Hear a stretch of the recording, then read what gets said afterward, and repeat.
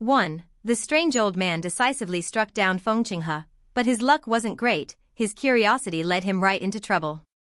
Welcome back, everyone, to episode 433 of My Disciples Are All Major Villains. Don't forget to support Worm by liking, sharing, commenting, and subscribing, and hit the notification bell so you won't miss any new videos. Feng Qinghe struggled fiercely, shouting, "No one can kill me." But Minh Shiren's figure vanished in an instant. A golden light flared around him as he shot forward, the lie-beat cudgel blazing in his grip. Feng Qinghe tensed up. The moment he was thrown back violently, terror filled his eyes. He couldn't believe the crushing power he felt came from just a fourth-leaf nascent soul cultivator. Minh Shiren gave a faint smirk. Whoosh! A cold gleam flashed. Feng Qinghe landed hard on the ground, realizing that icy light from before hadn't vanished, it had simply already struck. Minh Shiren's afterimage faded behind him. The fight was over. Minh Shiren smiled faintly, examining the lie-beat cudgel for a moment before shaking his head. He bent down, picked up a fallen leaf, and wiped the blade clean. Feng Qinghe laughed wildly. "I told you, you can't kill me." But before he could finish, his voice abruptly stopped, leaving only the whisper of the wind. He frowned, about to turn around, then felt a chilling sensation on his neck. Something warm trickled down.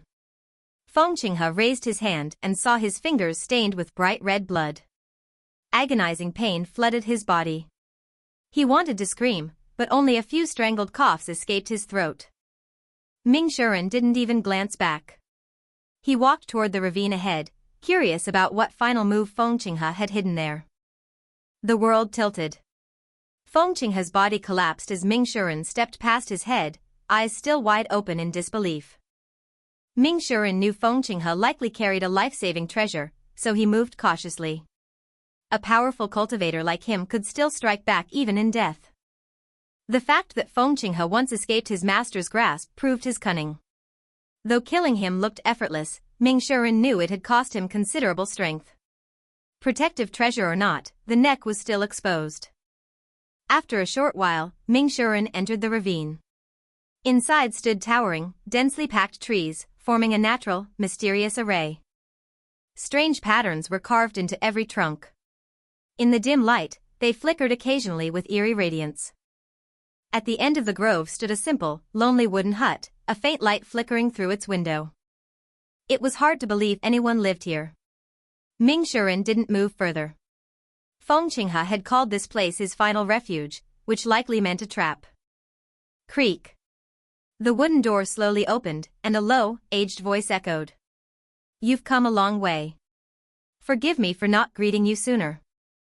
Feeling the sonic power hidden in that voice, Minh Shiren instantly stepped back 2 paces. "This junior means no offense." A surprised hum followed. Creak. The door opened wider. An old woman emerged, hunched over a cane.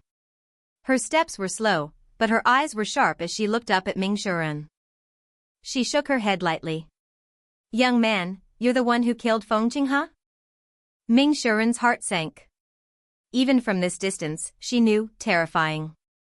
Seeing his confusion, the old woman chuckled softly. "I've lived in this ravine for many years. No one ever comes here, except Feng Qinghe." "Are you, from the shocking study school?"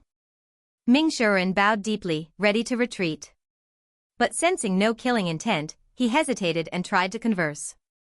The old woman replied calmly, "You could say that." Minh Shiren immediately bowed again. "Then please forgive me, senior. I'll take my leave."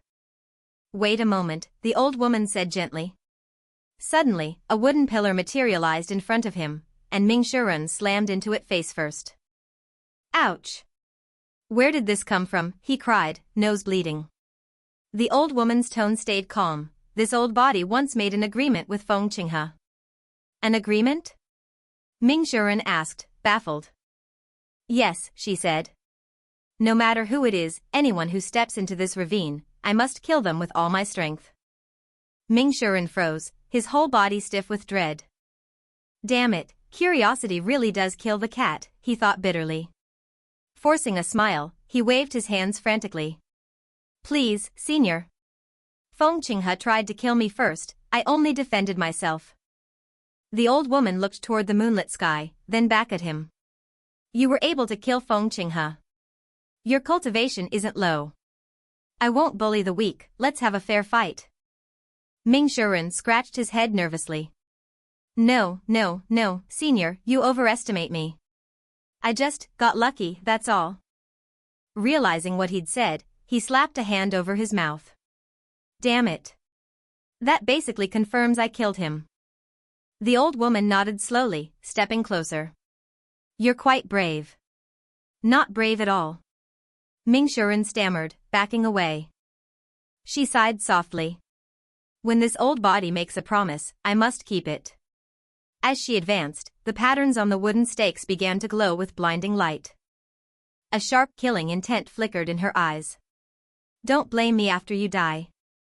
Desperate, Minh Shiren blurted out, it was Feng Qinghe's fault. He dared to challenge my master, he brought this upon himself. My master isn't someone to trifle with. The words tumbled out without thought, strange, but survival came first.